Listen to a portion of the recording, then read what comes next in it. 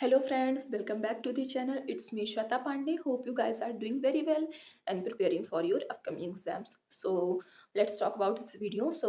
This video is the second part of the series History of English Literature. The first video was about timeline and this video will cover the entire classic period. So many of you are confused that what is the difference between classical period and neoclassical period. So the classical period was before the Anglo-Saxon period. ठीक है, जिसके बारे में हमें ज़्यादा literature की जानकारी नहीं मिलती, and the new classical period was after 1660 and before the romantic era. Okay, so अभी ज़्यादा वीडियो को मतलब लंबा नहीं खींचना है, ज़्यादा बात नहीं करनी है. सो हम वीडियो में आगे बढ़ते हैं और देखते हैं कि क्लासिकल पीरियड में हमें क्या क्या चीज़ें पढ़नी चाहिए और कितना हद तक इसको कवर करना है फॉर अवर अपकमिंग एग्जाम्स. जैसा कि मैंने टाइमलाइन वाले वीडियो में बताया था कि जो क्लासिकल पीरियड था वो 1200 बीसी से 450 एडी तक रहता है, ठीक है. एंड जैसे आप लोग बहुत लोग कंफ्यूज रहते हैं कि क्लासिकल और नियो क्लासिकल में क्या फर्क है. तो क्लासिकल का टाइम पीरियड ये है और नियो क्लासिकल जो होता है वो 1660 से 1798 से पहले का रहता है. रोमांटिक एरा से पहले की जो शुरुआत का टाइम होता है उसे हम नियो क्लासिकल पीरियड कहते हैं. क्यों कहते हैं? क्योंकि इस समय पे ना ये जो इस समय के जो राइटर्स थे नियो क्लासिकल एज के, वो इन क्लासिकल्स को इमिटेट करते थे, मतलब इनकी नकल उतारते थे. बट वही था, नकल तो उतारा पर उतना मतलब उस तरीके से आप कितना भी नकल करोगे ओरिजिनलिटी थोड़ी ना आती है. तो इसलिए इनको नियो क्लासिकल कहा गया, यानी नए वाले क्लासिकल, बनावटी टाइप. ठीक है. अब इस एज की बात करें हम, तो आपको किसी भी राइटर को इस एज में और किसी भी वर्क को डिटेल में कुछ सॉरी डिटेल में नहीं पढ़ना है. Just go through the names, writers के जो नेम है उनको और उनके जो वर्क्स हैं उनको बस आपको नाम नाम याद रखना है. बाकी ज्यादा कुछ इस एज में जानने की मतलब जरूरत नहीं है. तो हम बढ़ते हैं आगे. तो सबसे पहले हम बात करते हैं होमर की. तो होमर के इस एज में दो वर्क आएंगे, इलियड एंड ओडिसी, जिनको मैं 5 मिनट वाली सीरीज में बहुत अच्छे से डिस्कस कर चुकी हूँ. ठीक है, इलियड एंड ओडिसी को. देन बात करते हैं एसप की फेबल्स. फेबल्स वो होती हैं जो छोटी छोटी स्टोरीज होती हैं जिनमें हम क्या कहते हैं जानवरों के माध्यम से जानवरों को कैरेक्टर देते हैं. जैसे कार्टून वगैरह आप देखते हैं तो कोई जानवर है तो उसको इंसान की आवाज दे दिया, इंसान का नाम दे दिया, फिर उसके थ्रू हम कोई मोरल टीचिंग देते हैं. ठीक है, तो एसप की जो फेबल्स थी इस एज में. फिर बात करते हैं प्लेटो की. तो प्लेटो का वर्क आया था रिपब्लिक. इसी वर्क में रिपब्लिक में प्लेटो ने जो क्या कहते हैं अभी होमर होमर की इलियड की मतलब बुराई करते हुए कहा था कि जो पोएट्स होते हैं, ठीक है, पोएट्स को हमारी जो सोसाइटी होती है सोसाइटी से बैन कर देना चाहिए. मतलब इनको पोएट्री वगैरह नहीं पसंद थी. और इनसे क्वेश्चन ये भी आता है कि ये टीचर थे, तो ये कहाँ पे टीचर थे? तो ये जो टीचर थे, स्कूल था उसका नाम था एकेडमी, मतलब जहाँ जिस एकेडमी में ये पढ़ाते थे उसका नाम ही एकेडमी था. ठीक है. देन बात करते हैं एरिस्टोटल की. एरिस्टोटल की दो वर्क्स हैं, पोएटिक्स एंड रिटोरिक. ठीक है. फिर आते हैं साफो. साफो की है ओड टू एफ्रोडाइट. मूव करते हैं नेक्स्ट पे. फिर आते हैं पिंडार. पिंडार की पिंडारी कोड आप लोग बहुत अच्छे से जानते होंगे, पढ़ा भी होगा कि जो ओड होते हैं उनमें एक टाइप आता है पिंडारी कोड, एक होता है होरेशियन ओड. ठीक है. तो पिंडारी कोड में 3 कॉन्सेप्ट्स होते हैं. पहला होता है स्ट्रोफ, दूसरा होता है एंटी स्ट्रोफ और तीसरा होता है इपोड. तो ये क्या होते हैं? ये जब पहले ओड वगैरह लिखे जाते थे तो लिखे क्या जाते थे, जैसे हमारे इंडिया में भी ऐसी चीजें रहती थी कि जो गाने वाने होते थे उनको इतना कोई पहले के टाइम में लिखता नहीं था, उनको लोग गाते रहते थे और धीरे धीरे करके चलन में चलते चलते अब वो लिखे जाने लगे. तो उस टाइम पे यही था कि ओड जो था वो सॉन्ग्स थी, उनको गाया नहीं जाता, उनको गा के परफॉर्म किया जाता था. ठीक है. तो जब परफॉर्म करते थे उसमें डांस होते थे. तो जो डांस राइट टू लेफ्ट के मूवमेंट्स में होते थे उनको हम स्ट्रॉफ कहते थे. जो डांस मूव्स हमारे लेफ्ट टू राइट होते थे उनको एंटी स्ट्रॉफ कहते थे. और जो जिनमें कोई राइट और लेफ्ट का कॉन्सेप्ट नहीं होता था उनको हम इपोट कहते थे. ठीक है. ये 3 कॉन्सेप्ट आपको याद रखने हैं. ये काफी बहुत मतलब काफी ज्यादा इंपॉर्टेंट क्वेश्चन है पिंडारी कोट्सा कि इसमें 3 कॉन्सेप्ट कौन कौन से होते हैं. ओके, आगे बढ़ते हैं. हेरोडोटस. हेरोडोटस को फादर ऑफ हिस्ट्री कहते हैं. इनका जो वर्क था हिस्टोरीज, इसी की वजह से इनको फादर ऑफ हिस्ट्री कहते हैं हेरोडोटस को. फिर आते हैं थ्योसिडीज. इनको फादर ऑफ साइंटिफिक हिस्ट्री कहते हैं. थियोक्राइटस आते हैं. थियोक्राइटस को हम पेस्टोरल पोएट्री की जानते हैं, सॉरी पेस्टोरल पोएट्री के लिए जानते हैं. जैसे आप रोमांटिक एरा में जाएंगे, पेस्टोरल का मतलब होता है चरवाहे वाली. ठीक है. पेस्टोरल का मतलब होता है जानवरों को चराने वाला. तो जिन पोएम्स में हम बहुत ज्यादा रस्टिक यानी गांव की सीन्स को या जो खेत बाग होते हैं उनके सीन्स को डिस्कस करते हैं, उसे हम पेस्टोरल पोएट्री में रखते हैं. जैसे आप वर्ड्सवर्थ की पढ़ेंगे वो द सॉलिटरी रीपर. तो वो इसी कैटेगरी में जाएगी। तो इसके आप एक तरीके से फादर या स्टार्टिंग करने वाले किसको समझ सकते हैं, वो है थियोक्राइटस। सो मूव करते हैं नेक्स्ट पे। फिर एरिस्टोफिनीज आते हैं। इनको हम फादर ऑफ कॉमेडी कहते हैं and Prince of ancient comedy कहते हैं, एरिस्टोफिनीज। फिर आते हैं मिनेंडर।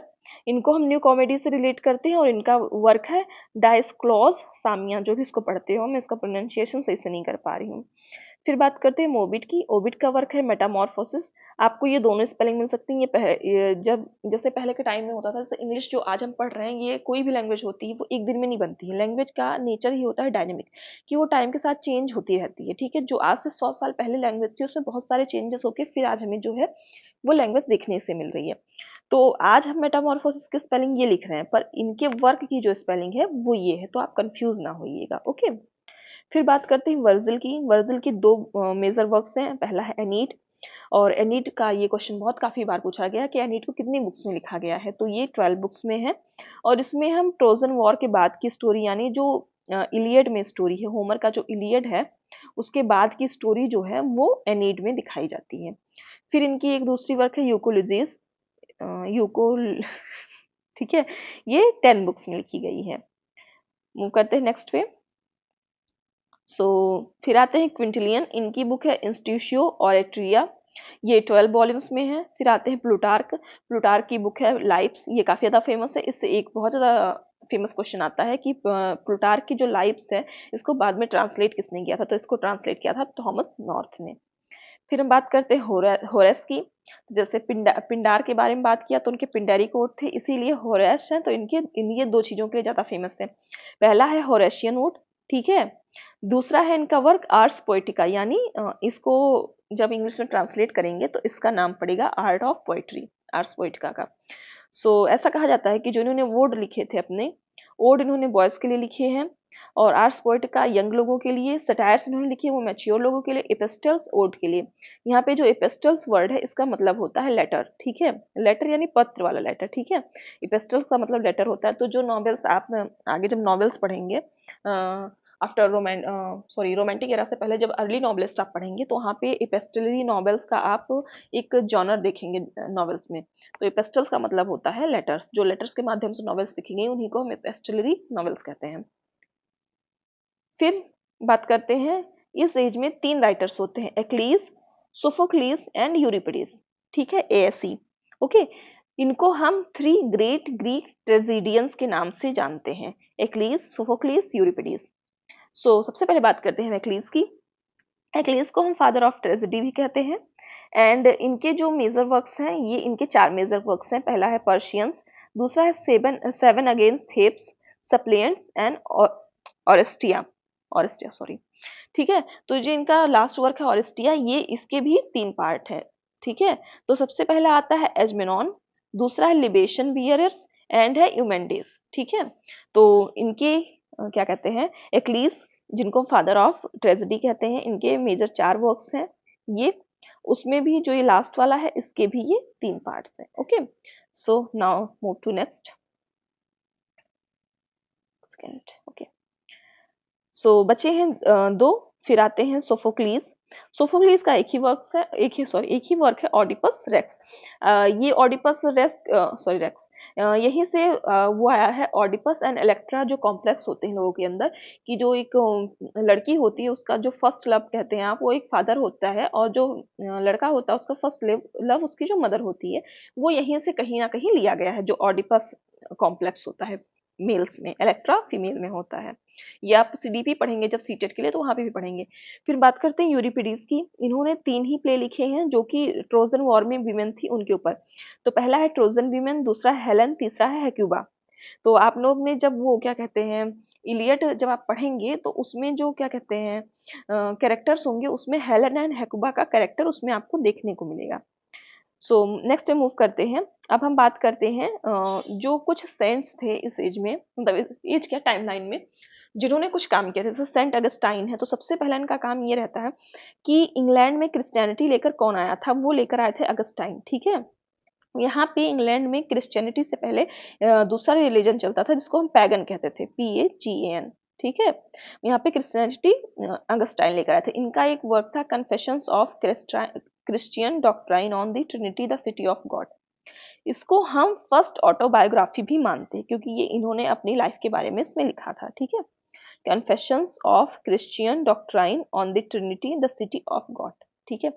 तो बाइबल में ऐसा माना जाता है जो ट्रिनिटी जो नाम है, जैसे हमारे यहाँ बैकुंठ धाम कहते हैं हिंदुज्म में, तो जो तो ट्रिनिटी है वो गॉड का जो सिटी है उसका नाम है। इसलिए आप लोग देखेंगे जिसने देखी होगी स्टूडेंट ऑफ द ईयर, ठीक है, फर्स्ट वाली आलिया भट्ट वाली, तो उसमें जो कॉलेज में पढ़ते हैं उसका नाम होता है Trinity.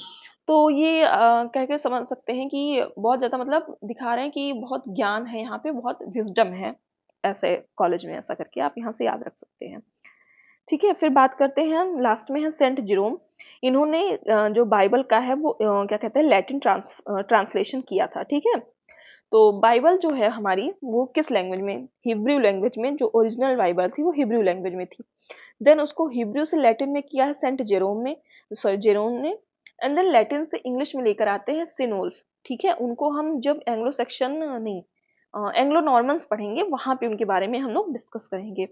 So that's all for the classical period. इसके अलावा क्लासिकल पीरियड में आपको कुछ भी नहीं पढ़ना है, बस इन वर्क्स को आप रिलीजियसली इनके राइटर के नाम के साथ याद रखिएगा। मतलब कंफ्यूज नहीं होइएगा कि आपसे पूछा जा रहा है कि ऑडिपस रेक्स किससे रिलेटेड है, O2 एफ्रोडाइट कैसे किससे रिलेटेड है, तो आप कंफ्यूज नहीं है। बस इस एज में और कुछ भी नहीं पढ़ना है, इसका बस इतना सा नोट्स में जो है, मतलब आपको नोट्स भी बनाने की ज़रूरत नहीं है। मैं इस नोट्स को टेलीग्राम पे अपने शेयर कर दूँगी। टेलीग्राम का लिंक आपको कम उसमें क्या कहते हैं डिस्क्रिप्शन बॉक्स में मिल जाएगा। वहाँ से आप इसको डायरेक्ट डाउनलोड कर लीजिएगा और मन करे तो रखे रहिएगा, नहीं तो 10 मिनट लगेगा, आप इसको मतलब नोट डाउन भी कर सकते हैं। सो बस इतना ही आज के लिए। Okay friends, hope you guys like it this video, and अगर आपको कोई query है related to this video or any other topic, that then you can write down in the comment section. And if you are new on the channel, then please subscribe to my channel and share this video. और कोई भी query होगी then आप comment section में आराम से लिख सकते हैं। और जो ये नोट्स हैं वीडियो की, ये आपको टेलीग्राम पे मिल जाएंगे। टेलीग्राम का लिंक डिस्क्रिप्शन बॉक्स में रहेगा, वहाँ से आप डायरेक्ट डाउनलोड कर सकते हैं। और वैसे मेरे अकॉर्डिंग माने तो आपको इसको लिख लेना चाहिए, मुश्किल से आपको 10 मिनट लगेगा लिखने में, और एक जगह जब आप लिखे रहेंगे तो आपको लास्ट में रिवीजन करने में बेहतरी रहेगी, बजाय ऐसे छोटे छोटे पीडीएफ्स को इकट्ठा करने की। Okay, so thank you, bye bye, take care, जय महाकाल।